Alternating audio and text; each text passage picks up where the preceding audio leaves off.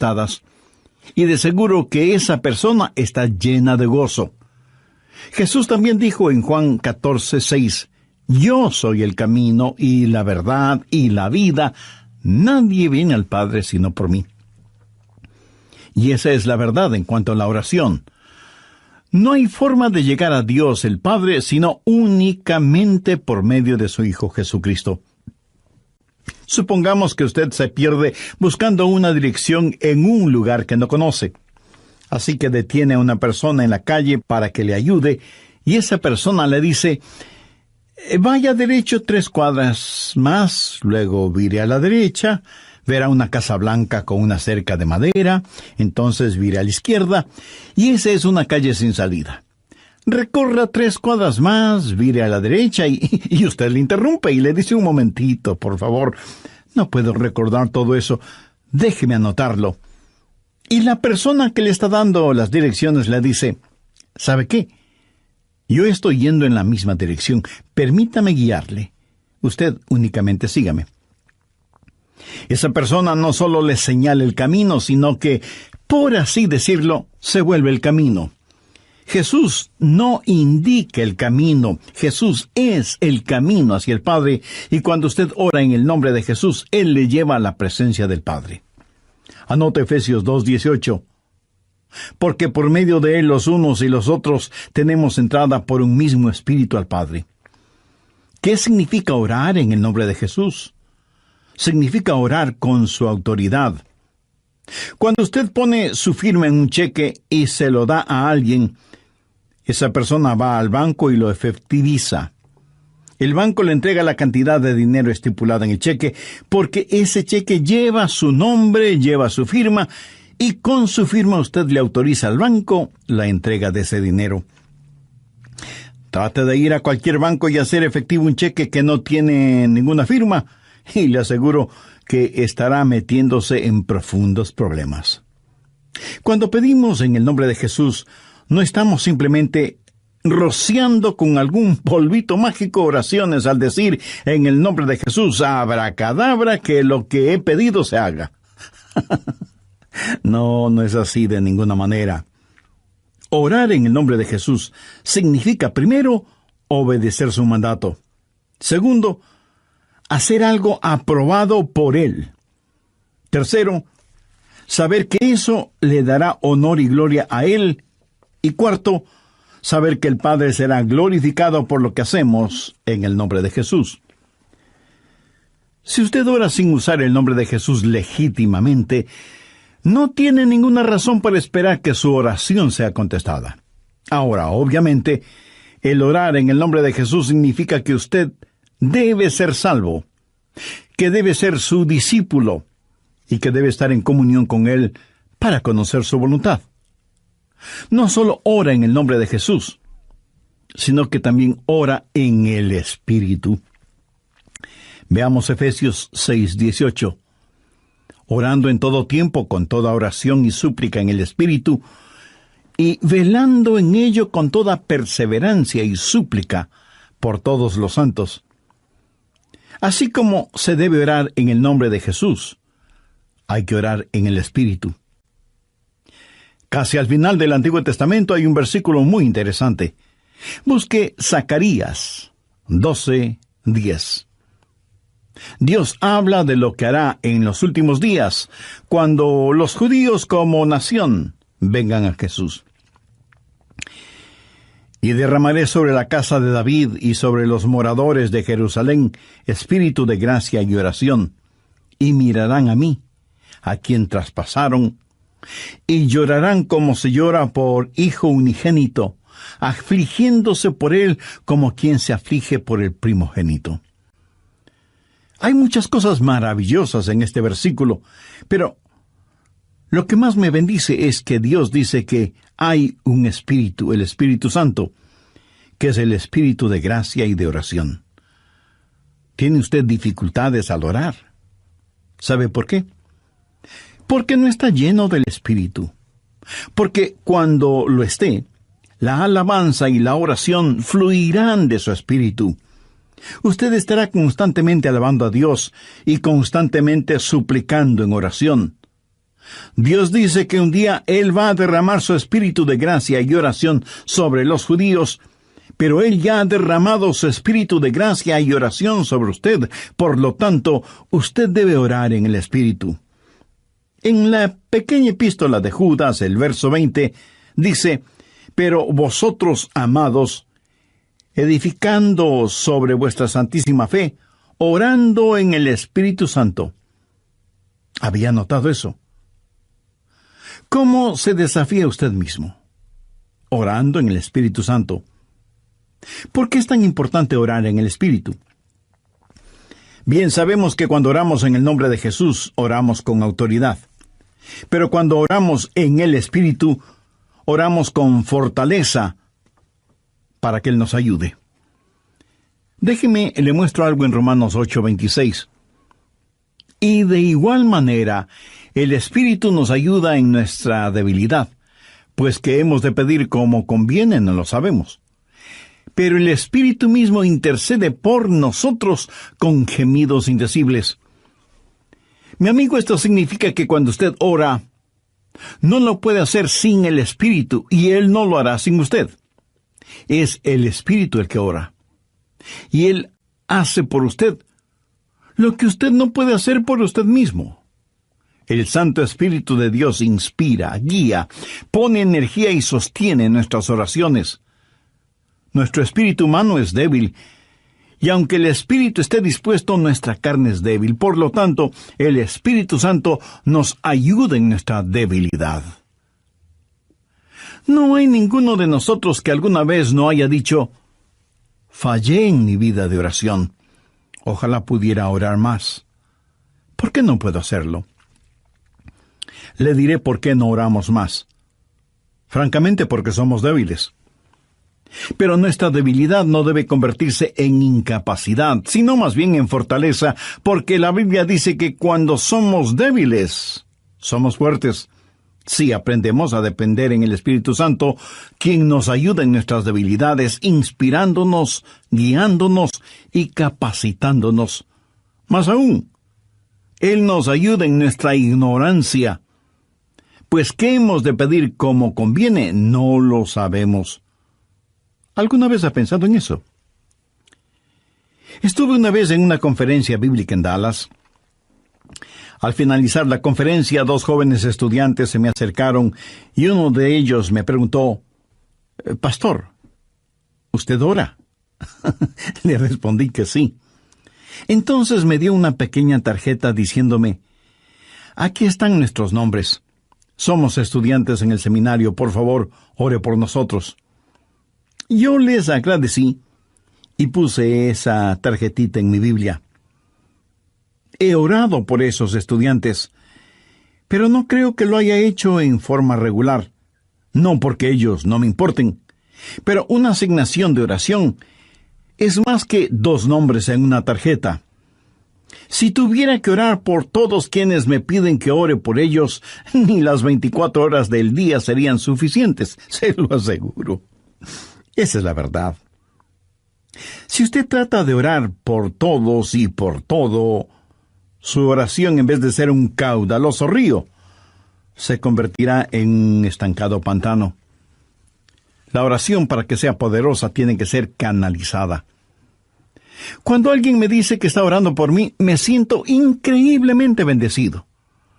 Y hay hermanos que me dicen que oran por mí diariamente, y doy gracias a Dios que muchos oran por mí. Pero me entristece la realidad de que hay millones de seres humanos por los cuales nadie ora. Ahora escúcheme. Yo no deseo estar en la lista de oración de alguien, a menos que el Espíritu Santo haya puesto primero mi nombre en el corazón de la persona que dice que ora por mí.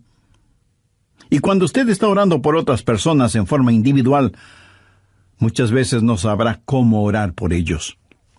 Por ejemplo, su tía Rosita está enferma, y usted ora: «Señor, restaura la salud de tía Rosita».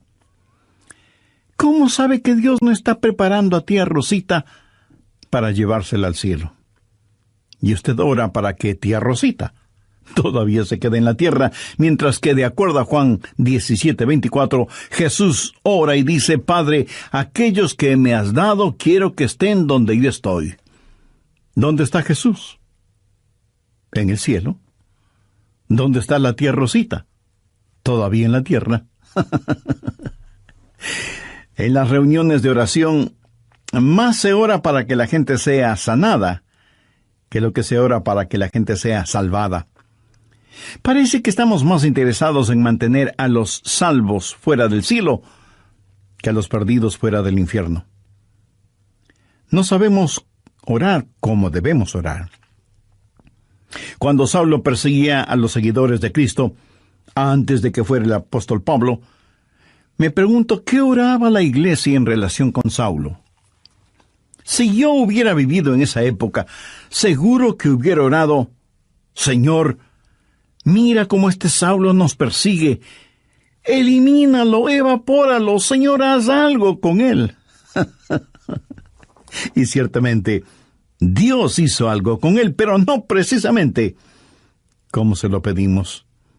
Dios lo transformó en el poderoso apóstol Pablo. A veces no sabemos ni lo que pedimos. Por eso el Espíritu Santo que intercede por nosotros dice: Señor, esto es lo que Adrián está pidiendo, pero esto es lo que en realidad necesita. El Santo Espíritu de Dios nos ayuda en nuestras debilidades cuando nosotros no sabemos cómo orar, por qué orar, o cuando no tenemos la fortaleza, ni la energía, ni el deseo de orar.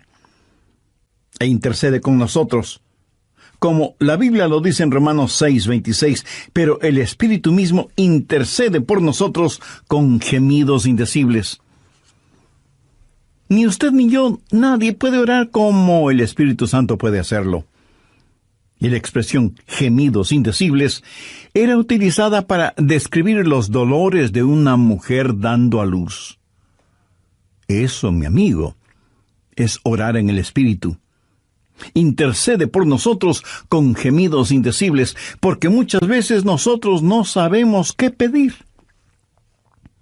Algunos años atrás, yo viví la experiencia de un profundo dolor emocional y espiritual a tal grado que no podía ni siquiera articular una sencilla oración. Lo único que podía hacer era quejarme.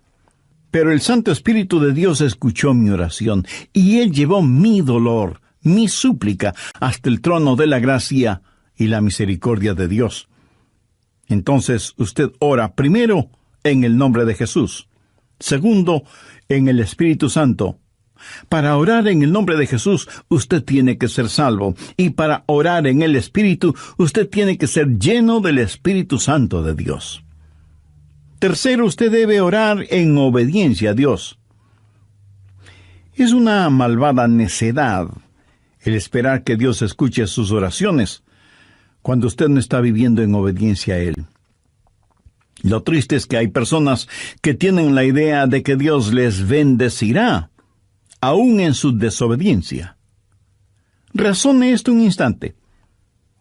Si usted está viviendo una vida de desobediencia, y aún así Dios contesta sus oraciones, ¿qué es lo que Dios está haciendo? Está animando y recompensando su pecado.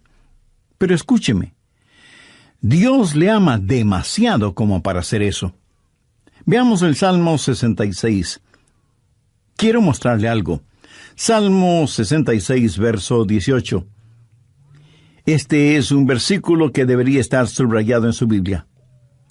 Si en mi corazón hubiese yo mirado la iniquidad, el Señor no me habría escuchado. Ahí lo tiene, en blanco y negro y bien impreso. Y usted no tiene que ser un científico aeroespacial para entender eso, ¿verdad? Muchos hablan de las grandes promesas en la oración. Bien, esta es una promesa. Si en mi corazón hubiese yo mirado la iniquidad, el Señor no me habría escuchado. Ahora, note que no dice, si hubiera pecado, Dios no me escucharía. Dios no le escuchará a usted. Dios no me escuchará a mí. Dios no escuchará a nadie que tenga iniquidad en su corazón. Iniquidad significa el hacer trato con el pecado, sentirse en paz haciendo el pecado. Y si yo tengo cualquier iniquidad en mi corazón, Dios no me escuchará.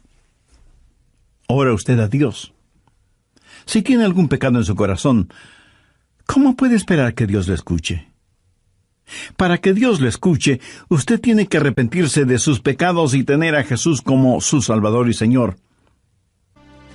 De vez en cuando alguien me dice, pastor, Dios me ha dado la habilidad de decir hermosas oraciones.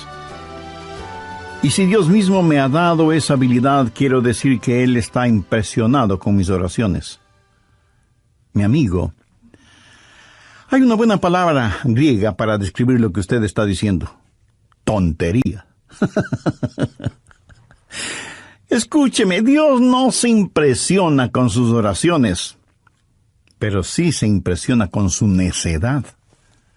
Veamos lo que dice Isaías 1:13. No me traigáis más vana ofrenda. ¿Sabe usted lo que es una vana ofrenda? Es solo una oración vacía. No me traigáis más vana ofrenda. El incienso me es abominación. Aquí ellos estaban en el templo quemando incienso, ofreciendo incienso en el altar. No me traigáis más vana ofrenda, el incienso me es abominación, luna nueva y día de reposo, el convocar asambleas, no lo puedo sufrir, son iniquidades vuestras fiestas solemnes. ¿Qué es lo que Dios está diciendo aquí? Que todo lo que ellos hacían como parte de su religión, Él lo detestaba. Y en Isaías 1, los versos del 15 al 17, leemos: Cuando extendáis vuestras manos, yo esconderé de vosotros mis ojos. Asimismo, cuando multipliquéis la oración, yo no oiré. Llenan están de sangre vuestras manos, lavaos y limpiaos, quitad la iniquidad de vuestras obras de delante de mis ojos, dejad de hacer lo malo, aprended a hacer el bien, buscad el juicio, restituid al agraviado, haced justicia al huérfano, amparad a la viuda. Veamos ahora Isaías 59:1. He aquí que no se ha cortado la mano de Jehová para salvar, ni se ha agravado su oído para oír. Dios no se ha vuelto manco ni sordo, pero vuestras iniquidades han hecho división entre vosotros y vuestro Dios, y vuestros pecados han hecho ocultar de vosotros su rostro para no oír. ¿Ha leído alguna vez algo del libro de Esdras? Vayamos al capítulo 9, verso 6. Esdras está orando y dice: Dios mío, confuso y avergonzado estoy para levantar, oh Dios mío, mi rostro a ti, porque nuestras iniquidades se han multiplicado sobre nuestra cabeza, y nuestros delitos han crecido hasta el cielo. Mi amigo, debemos orar en obediencia. Para resumir un poco todo esto, vamos a la primera epístola de Juan. No el Evangelio de Juan, sino la primera epístola de Juan, capítulo 3, verso 22.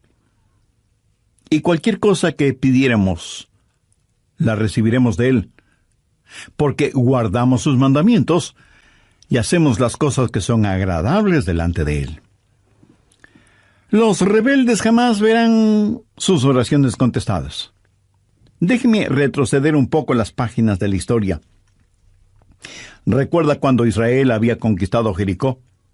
Y tuvieron que pelear contra un pequeño pueblito. No era ninguna gran ciudad. Un pueblito llamado Ai. Apenas 3 letras, H-A-I, Ai. Y sin embargo, los israelitas tuvieron que huir, como se dice vulgarmente, con el rabo entre las piernas, ignominiosamente derrotados. Y Josué tiene que ir y postrarse delante de Dios y preguntarle cómo pudo permitir que tal cosa sucediera. Mire lo que le contestó Dios en Josué 7, los versos 10 y 11. Y Jehová dijo a Josué: levántate, ¿por qué te postras así sobre tu rostro? Israel ha pecado. ¿Qué está diciendo? Josué, hijo mío, ¿por qué me estás orando? No puedes utilizar tus oraciones como una cortina de humo para ocultar el pecado que hay en medio del pueblo. Enfrenta y elimina ese pecado, y entonces oiré tus oraciones. Cuarto, usted debe orar en la voluntad de Dios. No solo conocer a Jesús, no solo ser lleno del Espíritu, no solo obedecer los mandamientos, pero aun habiendo hecho todo esto, todo lo que usted desea no es necesariamente la voluntad de Dios para usted. Anote 1 de Juan 5, versos 14-15. Y esta es la confianza que tenemos en Él, que si pedimos alguna cosa conforme a su voluntad, Él nos oye. Y si sabemos que Él nos oye en cualquier cosa que pidamos, sabemos que tenemos las peticiones que le hayamos hecho. Orar en la voluntad de Dios. Y usted no encuentra la voluntad de Dios simplemente por adivinación. Pastor, ¿cómo voy a conocer la voluntad de Dios? Bien, permítame hacerle una pregunta. ¿Quiere en realidad saberlo? Y usted me responde, bueno, no sé si quiera saberlo o no. Entonces le haré otra pregunta. ¿Quiere hacer la voluntad de Dios? Y usted me responde, sí, claro que sí. ¿La quiere hacer realmente? Quiero decir, si Dios le dijera este mismo momento, hay algo que deseo que hagas, ¿lo haría? ¿Sabe usted cuál sería la primera pregunta debido a nuestra naturaleza humana? ¿Qué es, Señor? Esa no debería ser la primera pregunta o la primera respuesta. Usted no puede contestar una pregunta con otra pregunta. Usted debe contestar esa pregunta con una afirmación. Adrián, hay algo que quiero que hagas. ¿Lo harás? Yo debo contestar, sí, Señor, lo haré. ¿Qué es lo que quieres que haga? Mira, la manera de conocer la voluntad de Dios no es sabiendo lo que es, sino comprometiéndose a hacerla aún antes de saber lo que es. Eso es confianza. Sencillamente diga, Señor, estoy listo, y haré lo que quiera que tú quieras que haga. Y aunque esa frase pueda trabar nuestra lengua, destraba nuestra capacidad de obediencia. Debo admitir que muchos tienen temor de la voluntad de Dios. De alguna manera se les ha metido la idea en la cabeza de que si se prestan para servicio bajo la voluntad de Dios, van a terminar como misioneros en el país de Sal. La voluntad de Dios es buena, perfecta y aceptable. Y si piensa que esto lo digo porque soy muy inteligente, pues siento desilusionarle. Veamos qué dice Romanos 12, versos 1 y 2. Así que, hermanos, os ruego por las misericordias de Dios, que presentéis vuestros cuerpos en sacrificio vivo, santo, agradable a Dios, que es vuestro culto racional. No os conforméis a este siglo, sino transformaos por medio de la renovación de vuestro entendimiento, para que comprobéis cuál sea la voluntad de Dios, agradable y perfecta. Usted no necesita saber nada más que esto. La voluntad de Dios es buena, agradable y perfecta. Preséntese usted mismo como un sacrificio vivo y santo delante de Dios, y usted, sin ninguna sombra de duda, conocerá y comprobará que la voluntad de Dios es siempre buena, agradable y perfecta. La oración no es para manipular la voluntad de Dios, para que se amolde a la suya. Es descubrir la voluntad de Dios y meterse de cabeza en ella. Pero escúcheme con atención. En última instancia, usted no encuentra la voluntad de Dios. La voluntad de Dios lo encuentra usted.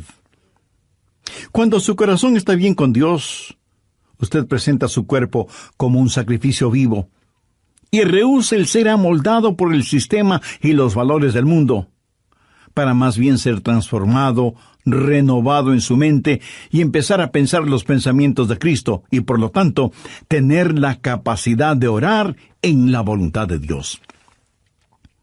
Quinto, orar en comunión con los creyentes. Por favor, busque el Evangelio de Marcos, capítulo 11, los versos 25 y 26. Y cuando estéis orando, perdonad si tenéis algo contra alguno, para que también vuestro Padre que está en los cielos os perdone a vosotros vuestras ofensas. Porque si vosotros no perdonáis, tampoco vuestro Padre que está en los cielos os perdonará vuestras ofensas. Mi amigo, no se olvide que un pecado no perdonado es la más formidable barrera contra la oración. Tantas personas se preguntan por qué sus oraciones no son contestadas cuando están guardando tremendos resentimientos en su corazón. Le pregunto, ¿ese resentimiento, ese enojo, vale la pena tenerlo? Lo que es peor, ¿vale la pena ir acumulándolo, guardándolo, hasta que por fin estalla, hiriendo no solo a quienes motivaron ese enojo, sino a usted mismo? La satisfacción carnal de guardar un resentimiento contra alguien no vale de ninguna manera la pena porque impide que nuestras oraciones sean contestadas. Escuché de una pequeña niña que una noche, por haberse portado mal, su mamá le mandó temprano a la cama. Pero antes de acostarse, la niña debía orar. Ella así lo hizo. Oró por su hermana y su hermano, oró por su papá y su abuelita, oró por sus amigas en la escuela, oró por su profesora, oró por su perro y por su gato, y finalizó con un alegre amén. Luego, mirando a su madre, le dijo: «Como habrás notado, mamá, tú no estuviste en mi oración». Me imagino que esa oración no habrá salido de ese cuarto, menos habrá llegado al cielo. Pero hay una profunda lección en esto. Sería una temeraria necedad si alguien, teniendo un espíritu no perdonador, pretende que sus oraciones sean contestadas. Y esto es verdad de manera especial entre marido y mujer. En 1 de Pedro 3:7 leemos: «Vosotros maridos igualmente, vivid con ella sabiamente, dando honor a la mujer como a vaso más frágil y como a coherederas de la gracia de la vida». ¿Para qué? Para que vuestras oraciones no tengan estorbo. Muchos esposos y esposas, aun siendo creyentes, viven como perros y gatos, son como palo y piedra, y aun así se preguntan por qué sus oraciones no son contestadas. Sexto, usted debe orar en fe. En Mateo 21:22 leemos: «Y todo lo que pidiereis en oración, creyendo, lo recibiréis». Por favor, subraye en su Biblia la palabra creyendo. Ore creyendo, y todo vendrá. Ore dudando, y nada tendrá. ¿Alguna vez ha dicho: «Dios, yo creo», cuando en realidad no creía? Muchos piensan que el decir que creen les será contado como si en verdad creyeran. Estaban mintiendo, ellos lo sabían, y Dios también lo sabía. ¿Alguna vez ha orado sabiendo que Dios escuchaba sus oraciones y recibió una respuesta de Dios? Dios no da fe para nada que esté fuera de su voluntad. Y usted no puede tener ninguna fe a menos que Dios se la dé. Y no faltará quien pregunte: ¿por qué no tengo más fe? Si usted pone en práctica lo que he compartido en este estudio bíblico, le puedo asegurar que descubrirá que la fe está ahí. Cuando usted ora en el nombre de Jesús, cuando usted ora en el Espíritu Santo, cuando usted ora en obediencia y en comunión, cuando ora en la voluntad de Dios, la fe está ahí. Pero si estos elementos espirituales no están ahí, tampoco estará la fe. Ustedes, esposos, ¿han tenido alguna vez un argumento? Y si me dice que no, con toda mi cariñosa cortesía le diré que son mentirosos. Cuando marido y mujer tienen un argumento y no lo solucionan, y luego se arrodillan para orar por su hijito enfermo, ¿no se sienten espiritualmente enfermos? ¿No sienten que están actuando hipócritamente? Saben que sus oraciones no se elevarán ni un centímetro del piso y por lo tanto jamás llegarán al cielo. No tienen ninguna fe como para que sus oraciones sean contestadas. Cuando sus corazones sean justos, puros y limpios, y palpiten al mismo compás espiritual, entonces tendrán fe. Y al tener fe, esa fe será el combustible para transportar su oración hasta el trono de la gracia de Dios. Jorge Muller, de Bristol, Inglaterra, fue un gran siervo de Dios y un poderoso hombre de fe. Él tenía un diario personal en el cual anotaba todas las instancias de oraciones contestadas y llegó a registrar 25,000 oraciones contestadas, algunas de ellas increíblemente milagrosas, imposibles de explicarlas, aparte de la intervención de Dios. Alguna vez alguien le preguntó a George Muller, ¿cuál es el secreto para que las oraciones sean contestadas? ¿Sabe cuál fue su respuesta? Tenga fe en Dios. Tenga fe en Dios. Ahora, yo no creo que él dijo tenga fe en Dios, sino que dijo tenga fe en Dios. Mira, en realidad no es una gran fe la que necesitamos, sino que necesitamos tener fe en un gran Dios.